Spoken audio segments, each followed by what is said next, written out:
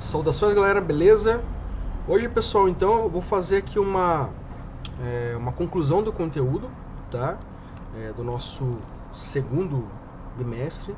Eu vou fazer um salto em relação aos conteúdos aqui, cronologicamente, né, em relação aos filósofos, e eu vou considerar mais os temas que nós trabalhamos aqui a partir da compreensão do que seria a ética moderna, né? Então, na aula passada, trouxe para vocês aqui o Kant, né, Immanuel Kant, e um conceito muito importante da sua filosofia, que é o imperativo categórico, né? E basicamente, aqui eu fazendo uma recapitulação com vocês, o imperativo categórico, ele compreende a universalidade da ação, né? Quanto mais universal é a ação, mais suscetível a sustentar princípios jurídicos ela é, né? Então, aqui a máxima do imperativo categórico compreende a ação apenas segundo a máxima tal que possa ao mesmo tempo querer que ela se torne uma lei universal. Então lembra que eu dei um exemplo para vocês quando nós vamos pensar regras sociais, quão universais elas podem ser. Então, por exemplo, porte de arma. Eu posso dizer que todas as pessoas podem portar arma? Não. Então, dentro da compreensão de imperativo categórico, eu não posso fazer com que isso se torne uma regra universal, né? Apesar de que nós temos experiências onde isso é uma regra universal, né? Outra coisa aqui, eu não posso querer que as pessoas elas sejam moldadas a partir de alguns valores, porque se eu for analisar esses valores do ponto de vista subjetivo, eu vou compreender que eles não podem ser universais. Então eu não posso pegar um valor como, por exemplo, o cristianismo, né, e colocar isso como uma obrigação social, porque as pessoas elas não têm essa mesma necessidade. Então ela também não pode se tornar uma lei universal. Então, só para figurar novamente aqui o que é o imperativo categórico e o que ele representa, tá? E hoje, pessoal, vou fazer um salto que é do Kant para Hannah Arendt, né? Hannah Arendt, que é uma filósofa do século XX, tá? Na verdade, eu ainda falar aqui do Nietzsche para fazer essa ponte entre o Kant e a Hannah Arendt, mas aqui eu já falei para vocês do Nietzsche em outro momento, né? E basicamente o Nietzsche ele vai fazer uma crítica ao Kant em relação à defesa da racionalidade como única forma de se pensar a sociedade, tá? Então o Nietzsche ele vai entender que basicamente nós nos associamos a um conjunto de valores porque somos animais irracionais e usamos a razão para instrumentalizar valores, patos, né? E assim nós entramos num conceito, entramos numa seara que é a da moral de rebanho, né? Então nós somos atraídos pela moral de rebanho porque ela nos permite uma conservação maior, tá? Então, para o Nietzsche, a discussão ética dele basicamente é de você superar a moral do rebanho, né? Você entender quão importante é um valor para além daquele sentimento comunal, né? O sentimento comunitário, onde não importa se é certo ou se é errado ou se aquele contexto pede isso, mas as pessoas simplesmente acreditam aquilo porque faz parte da maioria. Vou dar um exemplo, homofobia, né? Muitas pessoas justificam a homofobia delas porque elas foram criadas assim, porque a sociedade delas isso é um valor que é normal. Então as pessoas usam o fato de que que existe uma maioria acreditando nisso como justificativa para acreditar naqueles valores. Isso é a moral de rebanho que o Nietzsche coloca. E a justificativa para a moral de rebanho basicamente é a irracionalidade física de conservação. Pois bem, a Hannah Arendt ela vai ir por esse viés, mas ela vai pegar uma experiência do século XX que ela é muito traumática, que é o totalitarismo nazista. E como essa irracionalidade ela pode ter consequências que são muito nocivas e drásticas, tá? Então a Hannah Arendt, pessoal, ela é uma filósofa do século XX e ela tem aqui essas três das principais obras dela, não tem mais obras, mas essas aqui são as mais conhecidas, né? A Origem do Totalitarismo, de 1951, A Condição Humana, de 58, e Eichmann em Jerusalém, em 1963. E essa obra aqui, o Eichmann em Jerusalém, vai ser a base desta aula de hoje, tá? Quais são os principais conceitos que ela vai elencar? A ideia do totalitarismo, que é um conceito que ela vai sistematizar, né? Quais são as características do totalitarismo e como o totalitarismo ele pode surgir. Um conceito que é dela, que é o conceito de banalidade do mal, e uma derivação deste conceito de banalidade do mal, que é a compreensão de idiota útil, que não é um conceito dela, é um conceito a posteriori ao pensamento da Hannah Arendt, mas que ele vai complementar a ideia de banalidade do mal, tá? Então, o que é o totalitarismo? Basicamente, o totalitarismo é uma ideologia que vai se sobrepor às demais ideologias, né? Então, por exemplo, o nazismo ele é um totalitarismo, porque ele vai eliminar as contradições sociais, criando uma sociedade homogênea em torno daqueles valores. E uma vez que isso é feito, eu posso legitimar qualquer tipo de ação, inclusive um genocídio, tá?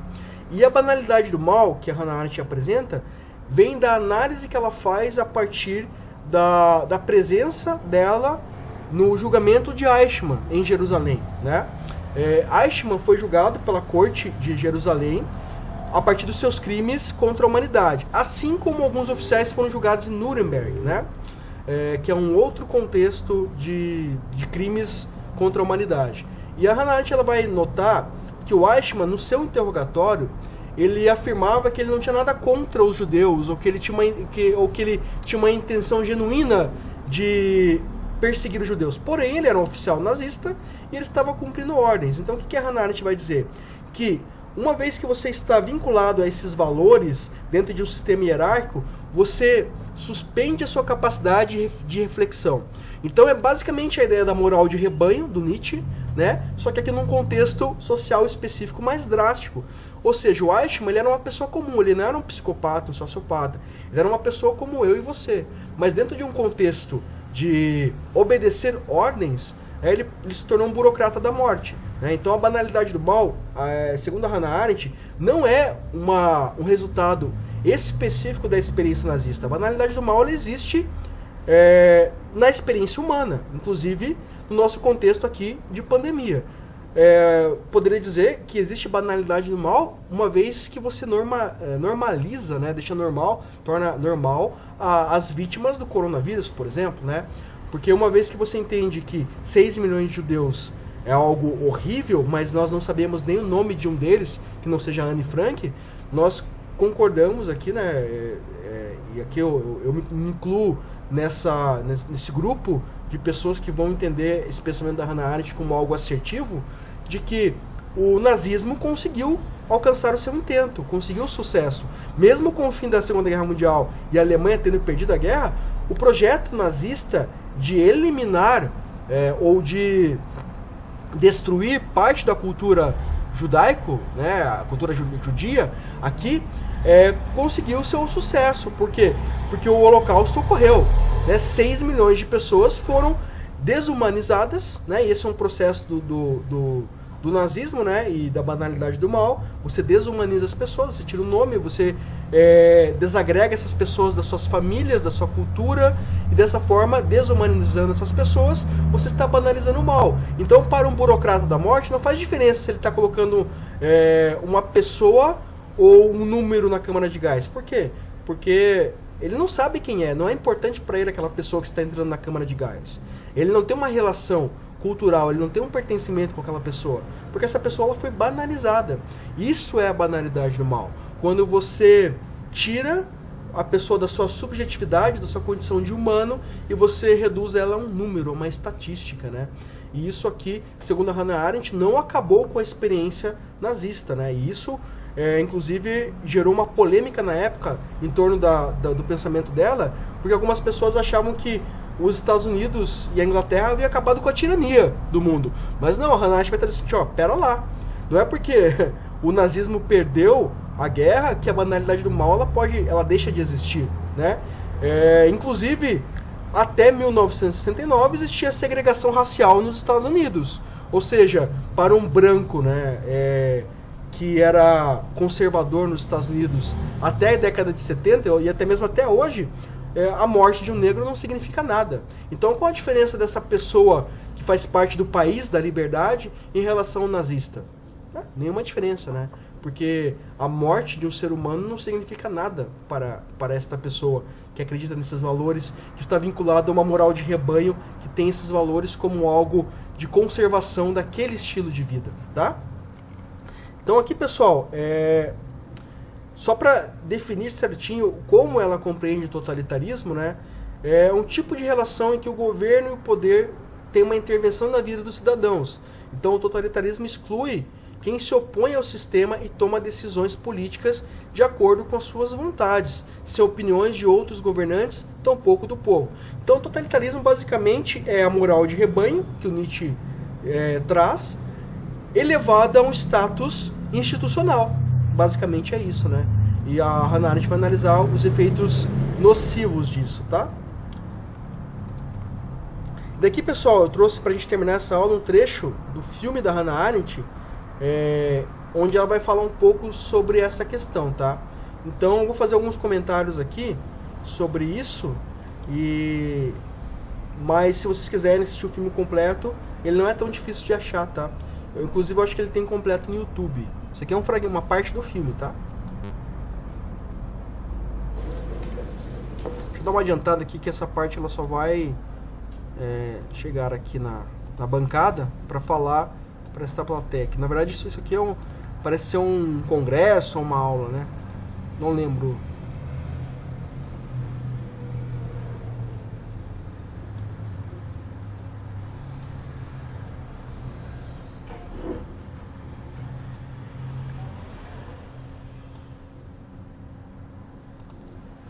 When the New Yorker sent me to report on the trial of Adolf Eichmann, I assumed that the courtroom had only one interest: to fulfill the demands of justice.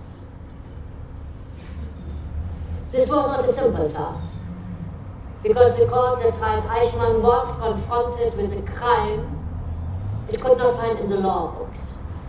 The criminal whose like was unknown in any court prior to the Nuremberg trial. Ela faz o paralelo aqui com o julgamento de Nuremberg, que foi muito diferente, ele foi muito mais restrito às autoridades que estavam envolvidas. Já o julgamento de Eichmann, né, o Eichmann em Jerusalém, ele foi vinculado pela imprensa, então ele se tornou um espetáculo. Então a opinião pública interviu muito no julgamento de Eichmann, né? Diferentemente do julgamento de Nuremberg. But still, the court had to define Eichmann as a man on trial for his deeds. There was no system on trial, no history, no ism, not even anti-Semitism, but only a person. O antissemitismo aqui seria a ideologia anterior ao nazismo, né, que defendia a inferioridade ou a perseguição aos judeus, né? Então, não é uma novidade. O nazismo não inventou o antissemitismo, né? O antissemitismo já existia desde o século XVIII na Europa. The trouble with the Nazi criminal like Eichmann was that he insisted on renouncing all personal qualities, as if there was nobody left to be either punished or forgiven. He protested time and again, contrary to the prosecution's assertions, that he had never done anything out of his own initiative, that he had no intentions whatsoever, good or bad, that he had only obeyed orders.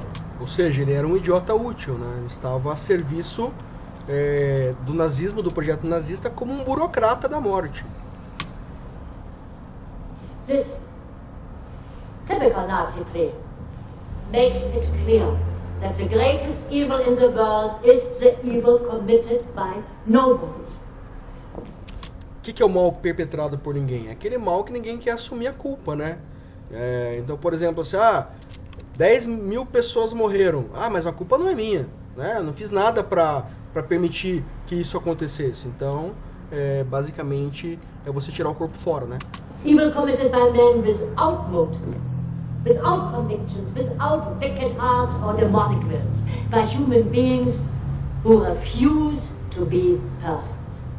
And it is this phenomenon that I have called the banality of evil. Miss Arendt, you're avoiding the most important part of the controversy. You claim that less Jews would have died if their leaders hadn't cooperated. This issue came up in the trial, I reported on it, and I had to clarify the role of those Jewish leaders who participated directly in Eichmann's activities. You blame the Jewish people for their own destruction. I never blamed the Jewish people. Resistance was impossible.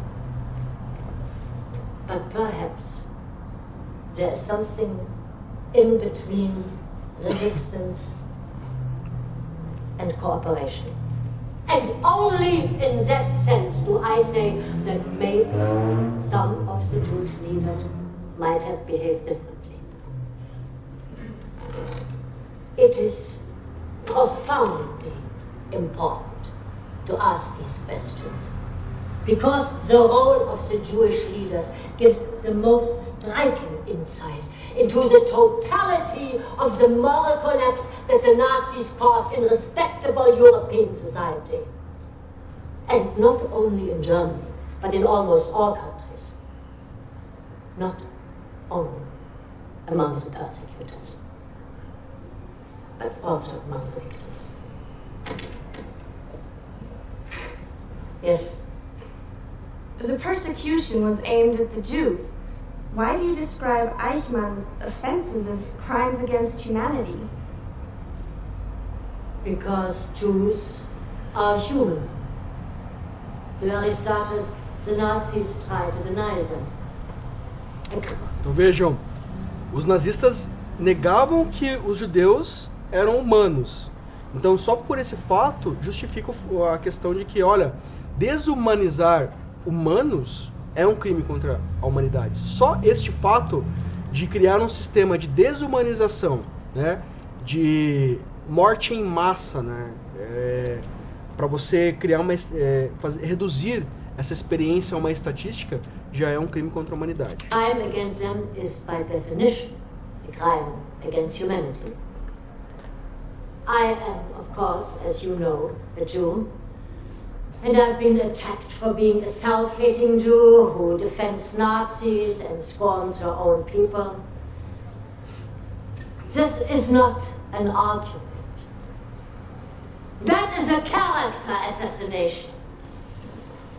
I wrote no defense of Eichmann, but I did try to reconcile the shocking mediocrity of the man with his staggering deeds. Trying to understand is not the same as forgiveness. I see it as my responsibility to... Ou seja, ela queria entender como é que funcionava a cabeça de alguém que dizia não ter nenhum tipo de relação valorativa contra os judeus, mas que agiu dessa forma. Né? A mediocridade do Eichmann, como ela coloca aqui. Por que essa pessoa medíocre, ela simplesmente opta em obedecer ordens, né? E não refletir sobre as ações que ele está ali perpetrando. Understand, it is the responsibility of anyone who dares to put pen to paper on this subject. Since Socrates and Plato, we usually call thinking to be engaged in that silent dialogue between me and myself. In refusing to be a person, Eichmann utterly surrendered that single most defining human quality, that of being able to think. E aqui, pessoal, acho que a melhor definição de ética que existe até hoje, né? Ela coloca que a relação com Platão, né, de que o pensar é um embate interno, né? Então a ética basicamente é você refletir sobre os seus próprios valores e ações. Isso implica em uma coragem, né? Então no caso aqui o Eichmann, ele não foi só medíocre, ele foi também covarde, porque ele abnegou da capacidade mais essencial do homem, que é pensar sobre seus próprios atos, né? Então se você perde a capacidade de refletir sobre seus próprios atos, você não está sendo alguém bom, você está sendo apenas uma pessoa obediente, né? Então não adianta nada você ter valores morais se esses valores morais não vêm junto de uma análise sobre seus próprios valores morais. Por quê? Porque nenhum valor é absoluto. Eu posso ter um valor que ele é prático em dado momento, que ele vai perder essa relação em outro momento ou em um outro contexto, né? Então eu tenho que saber avaliar esses valores, né, de um ponto de vista de distanciamento racional. Isso é ética. A ética então implica em uma coragem. Por quê? Porque se você está num contexto como o da Alemanha nazista, você é um alemão, né? A única coisa que vai te impedir de não aceitar o seu próprio povo matando outras pessoas por um motivo banal é você refletir sobre esse ato e tomar um distanciamento. Aqui vale então, só para colocar entre parênteses essa análise da Hannah Arendt, que teve um caso na Alemanha nazista de uma pessoa que ela protegeu, né, ela escondeu, né, uma família inteira de judeus na sua casa por cerca de 3 anos, né? E depois que acabou a guerra foi perguntado para essa pessoa por que ela fez isso.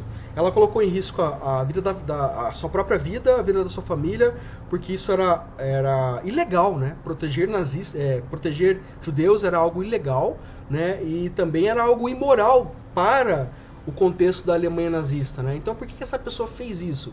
A pessoa simplesmente respondeu: eu não poderia fazer diferente, né? Então, basicamente, quando você pensa esse tipo de coisa, não tem como se chegar em um outro resultado, né? A constatação é essa. É uma pessoa, é um ser humano. E eu, como um ser humano, não tenho o direito de tirar a vida de outro ser humano, independente das diferenças valorativas. Então essa capacidade de racionalizar isso é fundamental. E é o que a Hannah Arendt aponta aqui. O Eichmann, ele abdicou da capacidade de reflexão dele. Ou seja, ele não era mais humano. Eichmann não era mais humano. Uma vez que ele não pensa mais sobre seus próprios atos, ele não é humano. Ao contrário dos judeus, que estavam sofrendo com essa incapacidade de ser humano do Eichmann, né? E de todos os nazistas e alemães que legitimaram isso, né? Deixa eu só voltar um pouquinho aqui então, para pegar essa parte que é muito boa. And to reconcile the shocking mediocrity of the man with his staggering deeds. Trying to understand is not the same as forgiveness. I see it as my responsibility to understand. It is the responsibility of anyone who dares to put pen to paper on this subject. Since Socrates and Plato, we usually call thinking to be engaged in that silent dialogue between me and myself. In refusing to be a person, Eichmann utterly surrendered that single most defining human quality, that of being able to think. And consequently, he was no longer capable of making moral judgments. This inability to think created the possibility for many ordinary men to commit evil deeds on a gigantic scale, the like of which one had never seen before. It is true, I have considered these questions in a philosophical way. The manifestation of the wind of thought is not knowledge, but the ability to tell right from wrong, beautiful from ugly. And I hope that thinking gives people the strength to prevent catastrophes in these rare moments when the chips are down.